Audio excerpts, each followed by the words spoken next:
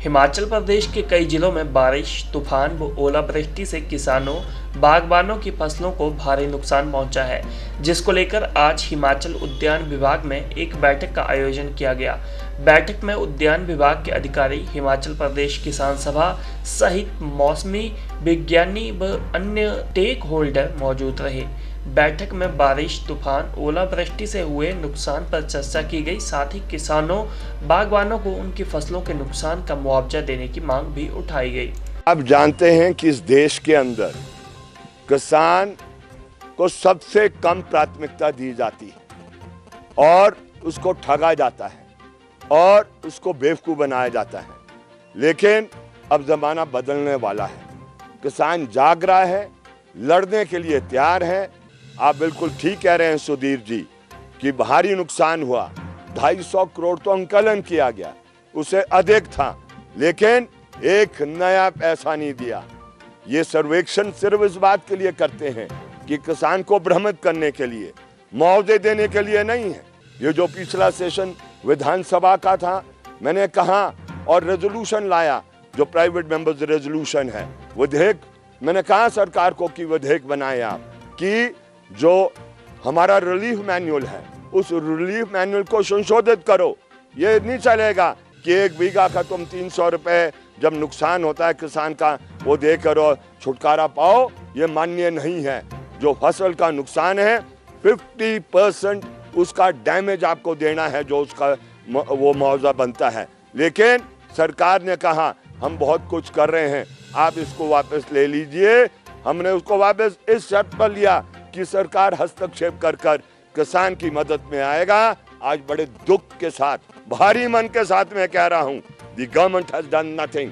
उस समय से लेकर अभी तक कुछ नहीं किया। सूखा हुआ, एक नया पैसा नहीं मिला। तूफान चला, एक नया पैसा नहीं दिया। यहां तक सर्वेक्षण तक नहीं हुए हैं। तो मुझे बताएं, किसान के पास संघर्ष के अलावा क्या चारा है? और इसलिए उसको आने वाले समय के लिए संघर्ष की तैयारी करनी है। तभी सरकार और सरकार के तंत्र की दिशा को बदला जा सकता है, किसान के पक्ष में किया जा सकता है। सर, एक सवाल और लेंगे, जिस तरह 3 साल बाद मिलेगी, इस पर क्या कहेंगे? देखिए, बहुत बड़ी धांधली है। ठियो के इलाके के अंदर तो 18 करोड़ की पेंडिंग थे 2012 से, और हमने पिछले दिनों में भी कहा कि छानबीन करें। इसलिए सब्सिडी मिलनी चाहिए, जो पिछली नहीं दी, एक मुश्त दो, आप 1 टाइम सेटल करो उसको। आप किसान को दौड़ाते रहोगे, यहाँ दौड़ाओगे, वो ब्लॉक में दौड़ाओगे, ये अच्छी बात नहीं है। सब्सिडी इसलिए मिल चाहिए किसान को कि दुनिया के अंदर खेती लाभदायक नहीं है जब तक आप अनुदान नहीं देंगे। उसको सस्टेन करने के लिए देना है, लेकिन धीरे धीरे सारी सब्सिडी सरकार समाप्त कर रही है। चाहे वो आपके फंजासाइड पर है, चाहे दूसरी स्प्रेज को लेकर है, खाद को लेकर है, वो खत्म की जा रही है और किसानी बहुत कठिन हो रही है किसान को किसानी करने के लिए। देखिए, आप जानते हैं कि हिमाचल प्रदेश के पहाड़ी इलाकों में, ख़ास तौर पर जो शिमला ज़िला है, कुल्लू ज़िला है, इसमें पिछले दिनों में बहुत तेज़ रफ्तार के तूफ़ान आए हैं, हवाएं चली हैं और अलग अलग किस्म की करता है, चाहे वो सेब की करे, दाम की करे, प्लम की करे, बहुत भारी नुकसान किया।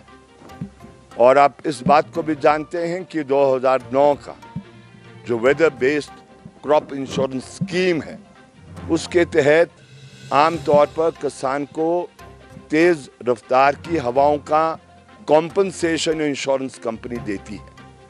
लेकिन आप इस हकीकत को भी जानते हैं कि कई वर्षों से, जब से ये इंश्योरेंस स्कीम चल रही है, इक्का दुक्का को इंश्योरेंस कवर दे दिया जाता होगा, लेकिन अधिकतर किसान को मिलता नहीं है।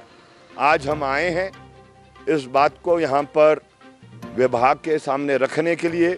इंश्योरेंस कंपनी भी उपलब्ध है और मेट्रोलॉजिकल डिपार्टमेंट जो वो भी मौजूद होगा, हॉर्टिकल्चर विभाग के लोग भी मौजूद होंगे। हम 2 टुक शब्दों में कहना चाहते हैं, जो इनके वेदर बेस्ड स्टेशंस हैं जो इस बात को रिकॉर्ड करते हैं कि कितनी हवा चली, कितना ड्राउट चला है, कितना टेम्परेचर ऊपर गया है, नीचे गया है, उसके मापदंड के तहत फार्मर को कॉम्पनसेशन मिलना चाहिए, बागवान को कॉम्पनसेशन मिलना चाहिए। अगर आज इस बात पर सहमत नहीं होते हैं, वो जाएं फील्ड में सर्वेक्षण करें और जो इनके स्टेशंस हैं जो वेदर को रिकॉर्ड करते हैं वो उसको भी देखें कि चलते हैं कि नहीं चलते हैं।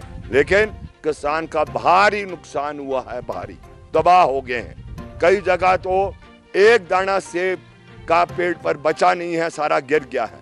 प्लम का बड़े भारी मात्रा में नुकसान हुआ है। हिमाचल प्रदेश सरकार सोई है, लेकिन मेरा दायित्व बनता है, मैं चुनावा विधायक हूँ, मुझे इस बात को उठाना है। और मैं धन्यवाद करता हूँ डायरेक्टर महोदय का, आज सबको बुलाया है। इस मीटिंग के बाद नतीजा क्या निकलेगा मैं कह नहीं सकता हूँ, लेकिन इतनी बात मैं आपसे साझा कर सकता हूँ, अगर कॉम्पनसेशन नहीं देंगे तो ये लड़ाई आने वाले समय में आगे बढ़ेगी। सर, अगर हम बात करें